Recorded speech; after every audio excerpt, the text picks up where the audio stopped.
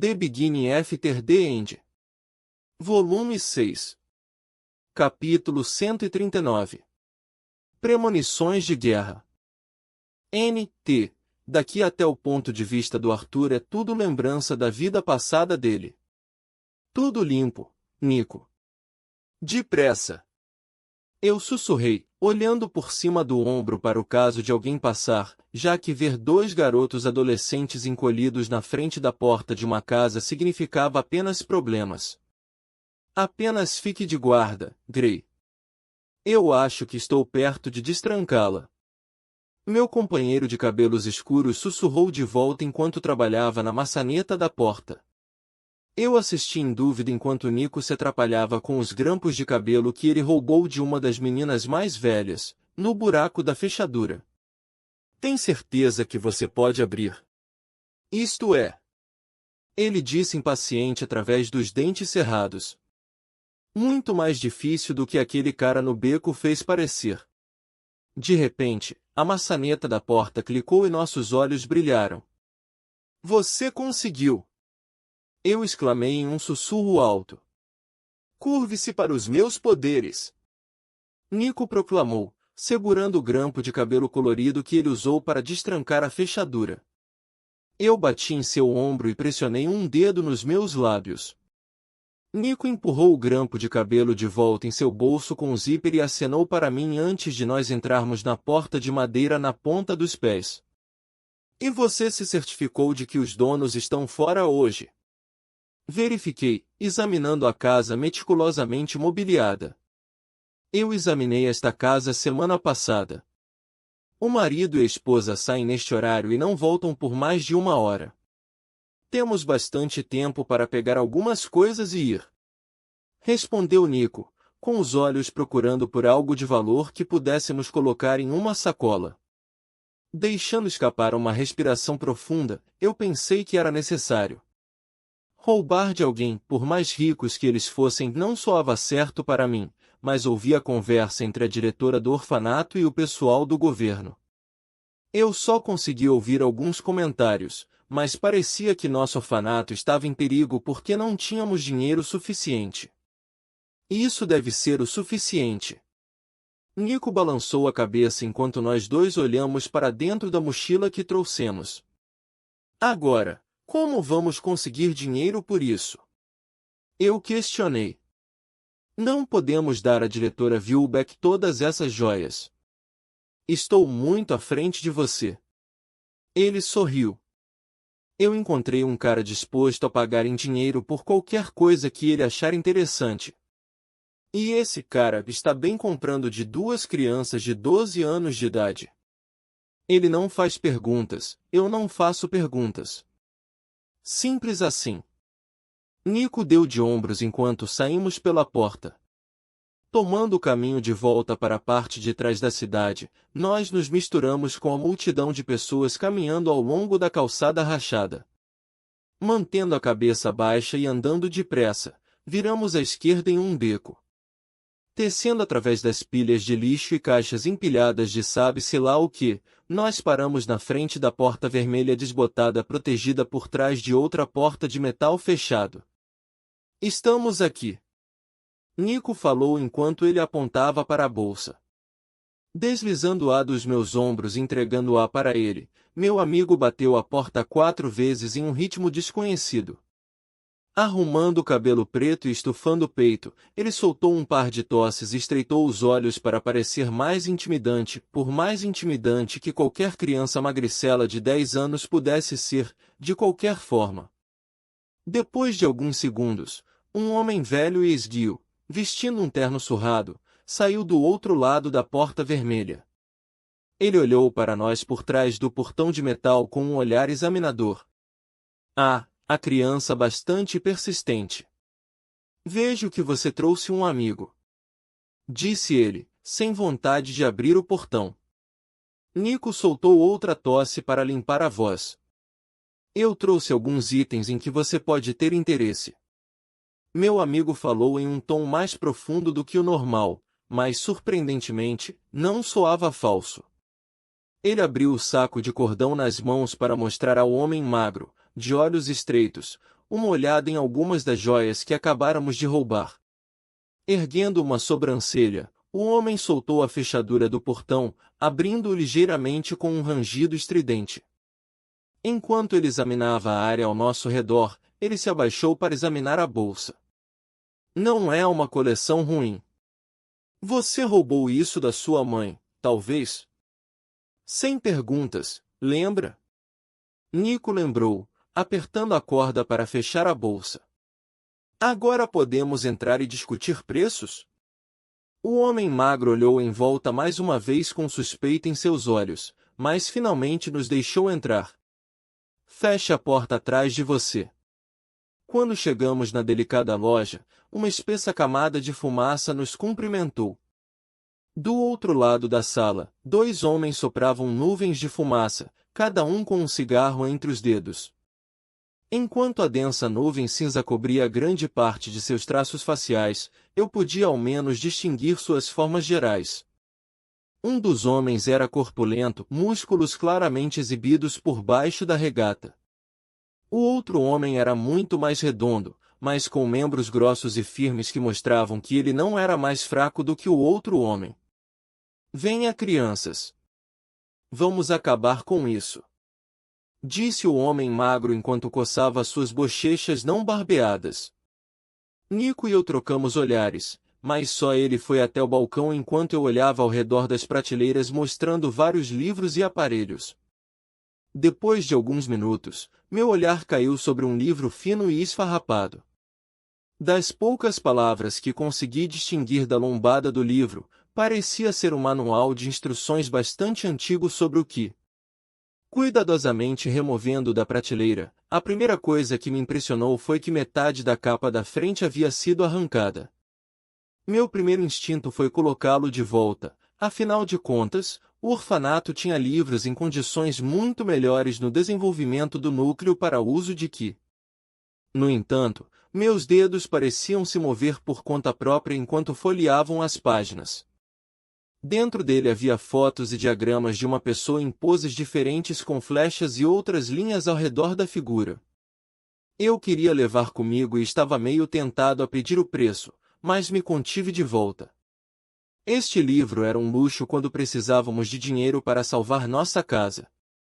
Enquanto eu continuava minha tentativa de discernir as vagas instruções, perdi o interesse, e meus olhos continuaram caindo sobre os dois homens jogando cartas na mesa dobrável. Os dois estavam olhando para Nico enquanto ele e o dono da loja faziam negócios. Eu enterrei meu rosto no livro antigo, dando uma espiada por trás das páginas. Eu não tinha certeza do que eles estavam fazendo, mas eu não queria ficar tempo suficiente para descobrir. Felizmente, Nico tinha acabado de terminar sua transação e se aproximou de mim, dando um rápido sorriso antes de voltar a colocar seu rosto estoico. Você achou algo interessante? Ele perguntou, olhando o livro na minha mão. Não é nada. Eu disse, rapidamente colocando o livro fino e sem capa na prateleira. Você pode levá-lo se quiser. Disse o dono da loja, por trás, enquanto apoiava o cotovelo no balcão da frente. Ninguém sabe ler e está apenas acumulando poeira aqui. Realmente? Eu perguntei, suspeita surgindo no meu rosto. Ele revelou seus dentes anormalmente brancos em algo parecido com um sorriso quando ele assentiu. Sem outra palavra, rapidamente enfiei o livro na bolsa e murmurei um agradecimento a ele. Quando Nico e eu saímos da loja pela porta de trás da qual havíamos entrado, meu amigo abriu o zíper da jaqueta e me mostrou o maço de dinheiro enrugado. Veja, eu te disse que tudo daria certo. Ele sorriu. Eu acho que sim. Eu respondi, ainda cético sobre todo esse esforço. Eu me senti mal pelo casal que morava lá, mas me consolo com o fato de não levarmos muito de suas joias. Nico explicou que apenas levar alguns itens levantaria suspeitas, mas hesitariam em chamar as autoridades para possíveis roubos. Além disso, como o casal que morava lá passava bem da idade da aposentadoria, os policiais provavelmente iriam supor que haviam esquecido ou perdido os itens. Soltei um suspiro de alívio quando voltamos para o orfanato. Quanto mais longe estávamos da cena do crime, melhor eu me sentia. Pelo que mesmo que eu vim aqui, Nico? Eu perguntei, desviando das pessoas enquanto caminhávamos pela rua. Parece que você fez tudo sozinho. Ei, você conseguiu um livro com tudo isso, certo? Nico deu um tapinha no meu ombro. Além disso, é mais divertido. Estamos sendo seguidos. Interrompi, sussurrando enquanto continuava olhando para a frente. Eu tinha sentido 2 pares de olhos praticamente perfurando um buraco nas minhas costas logo que saímos da loja, mas como estávamos indo em linha reta, não pude ter certeza. No entanto, eu consegui vislumbrar um dos caras e o reconheci instantaneamente como um dos fumantes da loja. Por aqui, ordenou Nico em um tom abafado. Quando chegamos à periferia da cidade, entramos à direita em um beco, pulando em cima de uma lata de lixo para alcançar o outro lado da cerca trancada. Eu caí agilmente em meus pés quando Nico agarrou a cerca para evitar perder o equilíbrio quando ele caiu em pé. Rapidamente, corremos pelo antigo beco que cheirava a uma mistura de cocô de rato e ovos podres. Escondidos atrás de uma pilha particularmente grande de lixo, nós esperamos. Logo, 2 pares de passos podiam ser ouvidos, ficando mais altos à medida que se aproximavam. Pequenos ratos tornaram isso fácil para nós. Uma voz rouca riu. Uma sepultura apropriada para eles. Uma voz grave respondeu. São os 2 homens da loja. Nico amaldiçoou quando rapidamente se escondeu atrás do lixo depois de dar uma olhada. Eu sabia. Eu cliquei com minha língua enquanto meus olhos começaram a procurar por algo que eu pudesse usar como uma arma. Eles provavelmente estão aqui para recuperar o dinheiro para o dono da loja ou roubá-lo para si mesmos. Deduziu Nico, segurando o dinheiro na jaqueta com força.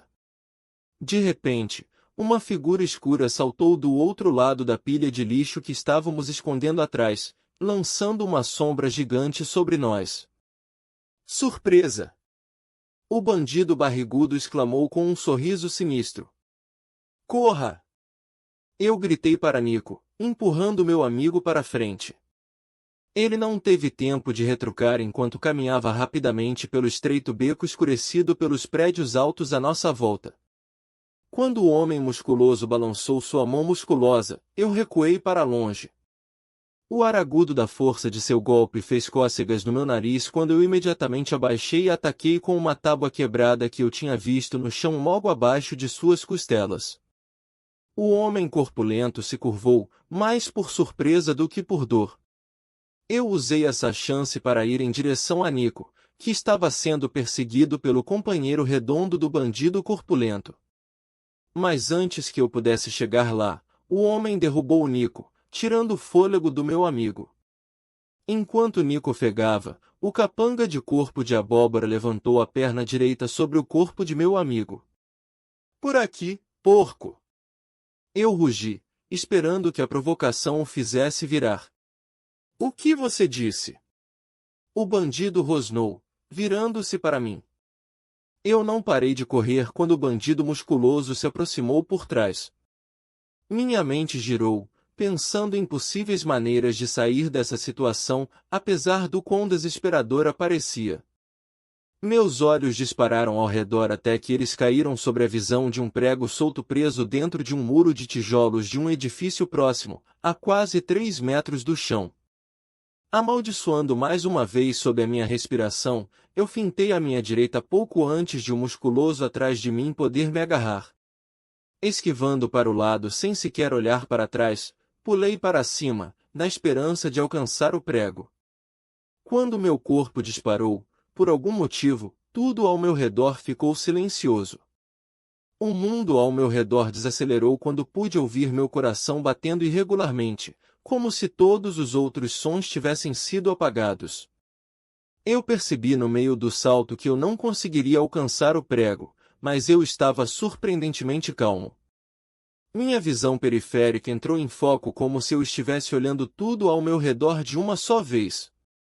Utilizando uma rachadura profunda em um dos tijolos inferiores, eu me levantei para alcançar o prego enferrujado.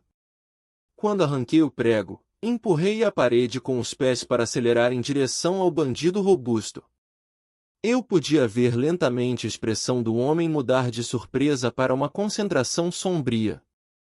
Eu podia claramente ver seu braço direito prestes a interceptar meu ataque de alguma forma, só de ver a contração no ombro direito dele.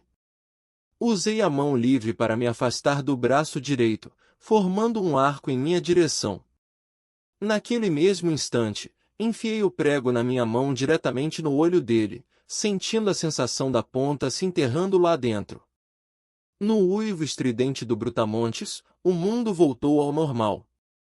Eu caí graciosamente em uma pilha de caixas velhas quando meu oponente freneticamente agarrou seu rosto, com muito medo de chegar perto do prego em seu olho esquerdo. Vamos! Eu insisti, puxando um mico de olhos arregalados para cima para ficar de pé. Eu olhei para trás mais uma vez para identificar o bandido musculoso tentando cuidar da lesão de seu amigo sem sucesso. Sem fôlego e suando de todos os poros do meu corpo, nós saímos atrás de uma loja de conveniência fora da cidade.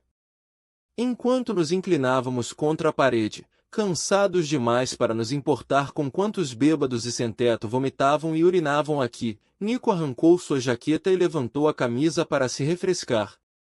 Isso é o porquê você veio. Ele ofegou, batendo na minha coxa. Oh cara, se você pudesse se ver, Gray. Seu corpo voou como aqueles reis lutando em duelos.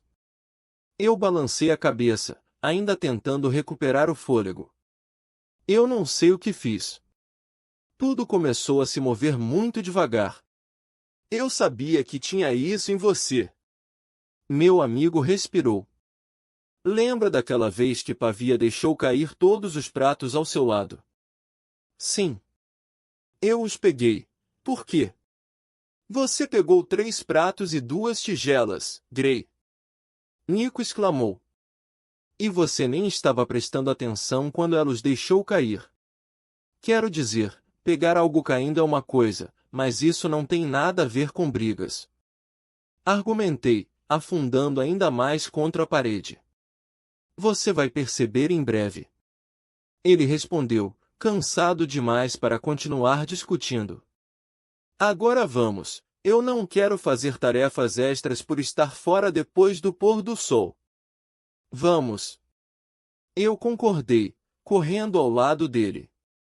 Chegamos à antiga casa de 2 andares que servia de orfanato um pouquinho antes do jantar, tempo de sobra para nos lavarmos e estar na hora certa sem levantar suspeitas. Nico abriu devagar a porta dos fundos, encolhendo-se quando a velha dobradiça começou a render. Mantendo as luzes apagadas, entramos na ponta dos pés no corredor apagado e, quando estávamos prestes a chegar aos nossos quartos, a voz clara da diretora do orfanato chamou da sala de estar. Gray, Nico. Vocês podem vir aqui por um momento. Ela disse em uma voz calma, mas assustadoramente severa. Nico e eu trocamos olhares, medo evidente em nossos olhos. Nico rapidamente jogou sua jaqueta e bolsa de cordão no quarto e fechou a porta. Você acha que ela já descobriu? Eu sussurrei. Eu normalmente diria que seria impossível, mas é da diretora de que estamos falando. Nico respondeu, seu comportamento normalmente confiante e sombreado pelo medo. Chegamos à sala de estar bem iluminada, nossas roupas sujas e nosso cabelo e rosto indisciplinados.